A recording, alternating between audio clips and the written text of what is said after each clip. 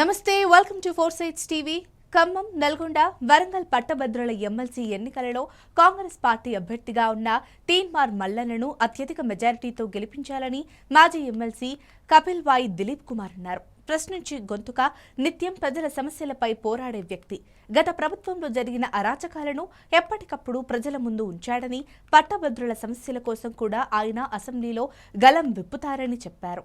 రాష్ట్రంలో గత బీఆర్ఎస్ ప్రభుత్వంలో అభివృద్ధి జరగలేదని, ఆ పార్టీకి ఓట్లు అడిగే నైతిక హక్కు లేదంటున్న కాంగ్రెస్ పార్టీ మాజీ ఎమ్మెల్సీ కపిల్ వాయి దిలీప్ కుమార్తో మా ప్రతినిధి Govind face to face. Warangal, Khammam, నల్గొండకి సంబంధించిన పట్టభద్రుల ఎమ్మెల్సీ ఉప ఎన్నికలు సంబంధించి కూడా ప్రచారం ముమ్మరంగా సాగుతుంది. ఈ నేపథ్యంలో 3 జిల్లాల్లో మాత్రం విస్తృతంగా ప్రచారం చేస్తారు. ఇటు బీఆర్ఎస్, అదేవిధంగా బీజేపీ, అదేవిధంగా కాంగ్రెస్ నుంచి దిలీప్ కుమార్ మాజీ ఎమ్మెల్సీ కూడా ప్రచారం చేస్తున్నారు. తీన్మార్ మల్లన్నకు మద్దతుగా ప్రచారం చేస్తారు. ప్రస్తుతం మనతో పాటు ఉన్నారు సార్. అసలు వారిని అడిగి తెలుసుకుందాం. చర్చ ప్రధానంగా మీరు గతంలో బీజేపీ నుంచి ఉన్నారు కదా, మరి ఇప్పుడు కాంగ్రెస్కి వచ్చి మల్లన్న తరఫున ఎందుకు ప్రచారం చేస్తున్నారు? బీజేపీ వదిలిపెట్టి చాలా లేదు, ఎలక్షన్ ముందే వచ్చేసాను కాంగ్రెస్. ఎందుకంటే అక్కడ ఉన్న వాతావరణంలో బీజేపీ అధికారంలోకి వచ్చేటువంటి పరిస్థితి జీరో ఉండే. దానికంటే ముఖ్యంగా మాకు కేసీఆర్ అనేవాడిని కొట్టాలి అనేది ఒక యాంబిషన్తోనే ఆ రోజుల్లో బీజేపీ పైన అందుకే పోయాం. కానీ వాళ్ళు ఏమీ చేయలేదు. నిజానికి అరెస్టులు జరగలేదు, అప్పుడు కవిత అరెస్ట్ జరగలేదు, చాలా స్పెక్యులేషన్ ఉండే. సో తెలంగాణ వాదులు చాలామంది బీజేపీలో చేరిన వాళ్ళంతా నిరుత్సాహపడి జస్ట్ బిఫోర్ ఎలక్షన్స్ కాంగ్రెస్ అధికారంలోకి వస్తున్నటువంటి ఒక ఊపు వచ్చింది. కాబట్టి మేమందరం కూడా కాంగ్రెస్ పార్టీలో చేయడం జరిగింది. అనుకున్నట్టే కాంగ్రెస్కి ప్రజలు మ్యాండేట్ కూడా ఇచ్చారు. బీఆర్ఎస్ కొలాప్స్ అయింది. అది 39 సీట్స్ ఉన్నా కూడా మళ్ళీ వచ్చే టైం కల్లా చాలామంది మైగ్రేట్ కావడం, కాంగ్రెస్లో కొంతమంది రావడం, ఇప్పుడున్న పరిస్థితుల్లో అసలు పార్లమెంట్ ఎలక్షన్ వచ్చే టైంకి పేకమెడలా కూలిపోయింది, బీఆర్ఎస్ లేదు. సో ఇప్పుడు ఈ రోజున్న పరిస్థితుల కాంగ్రెస్ అధికారంలో ఉండడం ఒక అంశం, తర్వాత బీఆర్ఎస్ జీరో కావడం ఒక అంశం. సో బీజేపీ కూడా ఆశించిన స్థాయిలో కాకుండా ఓన్లీ 8 సెగ్మెంట్స్కే పరిమితం కావడం చూసాం. సో ఇప్పుడు కాంగ్రెస్ అభ్యర్థి తీన్మార్ మల్లన్న 80% 100% గెలుస్తాడు. ఇది బై ఎలక్షనే, ఇక్కడ 3 ఏళ్ల టర్మే ఉంది. గతంలో ఇదే నియోజకవర్గానికి నేను 2 సార్లు ప్రాతినిధ్యం వహించాను, ఇదే ఖమ్మం, నల్గొండ, వరంగల్కి. కాబట్టి ఆయన ప్రచారం చేస్తూ వారిని గెలిపించాలనేటువంటి ఒక అపీల్ మీ ద్వారా, మీడియా ద్వారా ఇతర గ్రాడ్యుయేట్ ఓటర్స్కి చెప్పడానికి కోసం నేను బయలుదేరడం జరిగింది. ఉదయం తీన్మార్ మల్లన్నతో కలిసి ప్రెస్ మీట్ కూడా జరిగింది. చాలా ఫేవరబుల్ అట్మాస్ఫియర్ అనేది కాంగ్రెస్కి ఈరోజు ఉంది. ఎందుకంటే మేము వచ్చి 100 రోజులు అయింది. సో తప్పులు ఎంచడానికి అంత ఏం లేవు అక్కడ. సో మధ్యలో పార్లమెంట్ ఎలక్షన్స్ కూడా వచ్చాయి. కాబట్టి అన్న 6 హామీలు 5 ఇంప్లిమెంట్ చేసాం. ఆగస్ట్ 15 కల్లా 100% అన్ని హామీలు నెరవేరుస్తామని సీఎం దేవుళ్ళ మీద ఒట్టు కూడా వేసుకొని చెప్పాడు. కాబట్టి అట్మాస్ఫియర్ అంతా ఇన్ ఫేవర్ ఆఫ్ కాంగ్రెస్ ఉంది. తీన్మార్ మల్లన్న కూడా పాపులర్. అతని గతంలో ఒక క్యూ ఛానల్ నడిపి తన చేతిలో అధికారం లేనప్పుడే ప్రజా సమస్యల మీద అద్భుతంగా స్పందించాడు.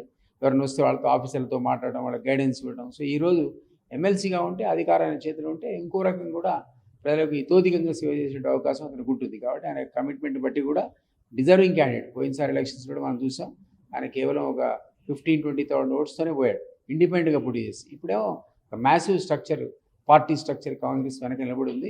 బీఆర్ఎస్ అయితే ఓట్లు అడిగే పరిస్థితిలో లేరు, అది కొలాప్స్ అయిపోయింది. ఆ క్యాండిడేట్ లెక్కలోకి రాడు. కాసో కూసో ఉంటే బీజేపీకి ఉంటుంది. ఆ బీజేపీ కూడా గతంలోనే ఓడిపోయినటువంటి క్యాండిడేట్ అప్పుడే నాకు తెలిసి 4th or 5th పొజిషన్లో ఉన్నాడు. ఇప్పుడు వాళ్ళకు పెద్దగా ఇంప్రూవ్ కావడానికి స్కోప్ కూడా ఇక్కడ కనపడలేదు. కాబట్టి ఈ అంశాలన్నీ దృష్టిలో పెట్టుకుంటే తీన్మార్ మల్లన్న, అదే నవీన్ కుమార్ ఎలియాస్ నవీన్ కుమార్ యొక్క గెలుపు అనేది నల్లేరు మీద నడగానే అనిపిస్తున్నారు. అన్నది అధికారం మనందరం కలిసి 10 ఏళ్ల అధికారం కట్టగట్టాము. అప్పుడు బంగారు తెలంగాణ చేస్తారనుకున్నాం. మరి అవినీతికి ఆలవాళ్ళు అయిపోయారు. ఆశ్రిత పక్షపాతం, ధృతరాష్ట్ర పరిపాలన, కుటుంబం తప్ప మరొకళ్ళు లేడు. ఇవన్నీ వాళ్ళు స్వయంకృత అపరాధం. వాళ్ళ చేతిలో ఉన్నటువంటి అధికారాన్ని సవ్యంగా వాడి తెలంగాణ ఆకాంక్షలు నెరవేర్చుంటే వేరే పద్ధతి ఉండేది. అట్లా మాలాగా ఫ్రస్ట్రేట్ అయినటువంటి వాడు మల్లన్న కూడా. బీజేపీ గురించి నేను చెప్పా కదా, ఎట్లయితే మేము ఫ్రస్ట్రేట్ అయ్యామో మల్లన్న కూడా ఫ్రస్ట్రేట్ అయ్యాడు. సో ఇవన్నీ ఫ్యాక్టర్స్ చూసిన తర్వాత అప్పుడున్న పరిస్థితి ఏంటి, ఎవరు నిజంగా కాస్త కూస్తో ప్రజాసేవ చేసే ఉద్దలు ఇవన్నీ ఆలోచించాల్సి వస్తుంది. సో మల్లన్న కూడా సహజంగా అది ఆలోచించే ఈరోజు కాంగ్రెస్ వైపు రావడం అనేది జరిగిందని అనుకుంటున్నా. సో మంచి పని కూడా చేశాడు. అతనికి ఉన్న ఇమేజ్ కానీ, పబ్లిక్లో ఉన్న పాపులారిటీ కానీ. గ్రాడ్యుయేట్ కాన్స్టిట్యూన్సీ అంటే అది ఈజీ కాదు. ఇది దాదాపు 34 అసెంబ్లీ సెగ్మెంట్స్లో స్ప్రెడ్ అవుతుంది. 4,65,000 మంది పాత ఉమ్మడి జిల్లాల మూడిట్లో స్ప్రెడ్ అయి ఉంటారు. ఇక మండలానికి 1-2 పోలింగ్ స్టేషన్స్ ఉంటాయి. సో వాళ్ళందరినీ బూత్ దాకా తీసుకురావడం, వాళ్ళతో ఓటేయించడం అనేది అంత ఈజీ పని కాదు. కాబట్టి ఎడ్యుకేటెడ్ కాబట్టి అందరికంటే ముందు వాళ్ళకి వాస్తవాలు ఏంటి, ఫీల్డ్లో ఏముంది, ఏం చేస్తే ప్రజలకు మంచిదని ఆలోచన ఉంటుంది. కాబట్టి నేను హోప్ చేస్తున్నా గ్రాడ్యుయేట్స్కి వాళ్ళు ఈ విషయాలన్నీ కూడా అర్థం చేసుకుంటారు, మళ్ళీ గెలిపిస్తారని ఆశిస్తున్నాను. ప్రశ్నించే గొంతుగా రాకేష్ రెడ్డి చెప్తారు. అదేవిధంగా బీజేపీ నుంచి కూడా ప్రేమేంద్ర రెడ్డి చెప్తారు. అంటే ప్రశ్నించే గొంతు వాళ్ళ గెలుస్తారని ఒక ధీమా వ్యక్తిస్తారు. అంటే వాళ్ళకి కాంగ్రెస్ పార్టీకి ఉన్న వ్యత్యాసం ఏంటి సార్? ఏం ప్రశ్నిస్తారు, ఎవరిని ప్రశ్నిస్తారు, ఏం ప్రశ్నిస్తారు? ఇప్పుడు ఢిల్లీలో అధికారంలో ఉంది, ఏం ప్రశ్నించారు? రాష్ట్రానికి ఏం పట్టుకొచ్చిన బీజేపీ వాళ్ళు? ఏదైనా 2 కోట్ల ఉద్యోగాలు ప్రతి సంవత్సరం ఇస్తా అన్నారు. అది ఉద్యోగం కాకపోతే ఉపాధి. అది జరిగిందా? మీరు చెప్పండి నాకు. రామ మందిరమును కాషాయీకరణ తప్ప ఇప్పుడు విభజన హామీలే ఉన్నాయి, ఏం అవసరం లేదు. దానికి చట్టబద్ధత ఉంది కదా. పార్లమెంట్ ద్వారా పాస్ అయినటువంటి చట్టం ద్వారా బీజేపీ అధికారంలో ఉండి విభజన హామీలు ఉభయ రాష్ట్రాలకు ఏం చేయకపోయాయి. ఇప్పుడు ఆంధ్రాకి నష్టం ఏం చేసింది, తెలంగాణకి నష్టం చేసింది. జాతీయ హోదా ఒక ప్రాజెక్ట్ ఇవ్వకపోయి, ఉద్యోగాలు రాకపోయా, మన పక్కన బయారం స్టీల్ ఫ్యాక్టరీకి ఊసే లేకపోయా, కాజీపేట కోచ్ ఫ్యాక్టరీ తరలిపోయింది. సో ఏవి అసలు అధికారంలో ఉండి విభజన హామీలు కూడా ఉండగా చేయాల్సిన పనులు చేయకుండా ఉన్న బీజేపీ ఈరోజు ఎవరిని ప్రశ్నిస్తుంది? మనం వాళ్ళని ప్రశ్నించాలి, ఏం చేసినావు బాబు అని. ఈ ప్రశ్నని వాళ్ళకి వేయాలమ్మా. సో వాళ్ళకి హక్కు లేదు, ఏం లేదు. ఇక టీఆర్ఎస్ అంటే 10 ఏళ్ళు వేస్ట్ చేసింది కదా.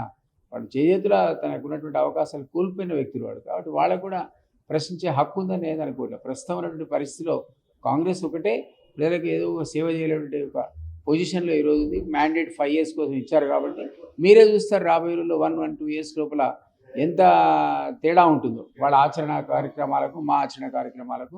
ఖచ్చితంగా Congress will be A better performer. గడిచిన 10 సంవత్సరాల్లో పెట్టబద్దులకు ఎలాంటి ఉద్యోగాలు లేక నిరుద్యోగులు చాలా ఇబ్బంది పడుతారు. రేపు రాబోయే రోజుల్లో కాంగ్రెస్ వస్తే ఎలాంటి హామీలు ఇస్తారు సార్? ఇప్పటికే మీరు చూడండి, మన సీఎం చెప్పాడు కదా, 30,000 ఉద్యోగాలు ఇచ్చాడు వచ్చిన 3 నెలలలో. అంతకుముందు ఆన్గోయింగ్ కానీ కొత్తవి క్రియేట్ చేయడం కానీ ఏదేమైనా సరే 30,000 ఎంప్లాయ్మెంట్ చేతి అందరికీ అప్పచెప్పాడు. విదిన్ 1 yearలో 2 lakh ఉద్యోగాలు ఇస్తా అని చెప్తున్నాడు. ఇది కాకుండా 175 స్కిల్ సెంటర్స్ పెడతా అంటున్నాడు.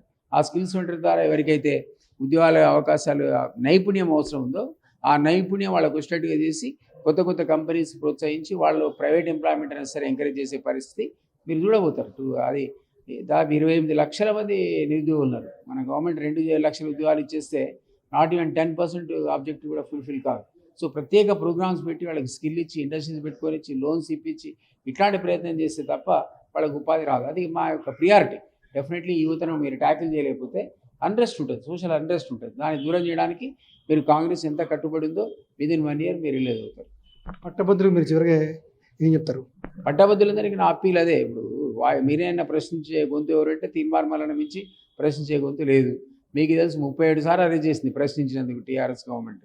సో అటువంటి ప్రశ్నించేవాడు హౌస్లో ఉన్నాడు అనుకోండి, మన తరఫున వాయిస్ అనిపిస్తాడు, గ్రాడ్యుయేట్ సమస్యలను హైలైట్ చేయగలుగుతాడు, ప్లస్ సేవ చేస్తాడు, సామాజిక సేవ. కాబట్టి అతన్ని మించిన అభ్యర్థి ఉన్నాడని అయితే అనుకోవట్లేదు. కాబట్టి మీ అందరి ద్వారా అప్పీల్ చేస్తున్నా, గ్రాడ్యుయేట్స్ అందరూ ఈ 3 జిల్లాల్లో ఆలోచించి ఓటు వేయండి. ఫస్ట్ ప్రిఫరెన్స్ ఓటు తీన్మార్ మల్లనకు వేయండి. ఆ బ్యాలెట్ పేపర్లో కూడా నవీన్ కుమార్ అని ఉండదు, తీన్మార్ మల్లనే ఉంటుంది. నెంబర్ 2 ప్లేస్లో ఉంటాడు ఆయన బ్యాలెట్లో. వారి ఎదురుగా నెంబర్ 1 వేయాలి. నెంబర్ 1 వేసి భారీ మ్యాట్తో గెలిపించాలని మీ ద్వారా అప్పీల్ చేస్తున్నాను. Thank you sir. Thank you.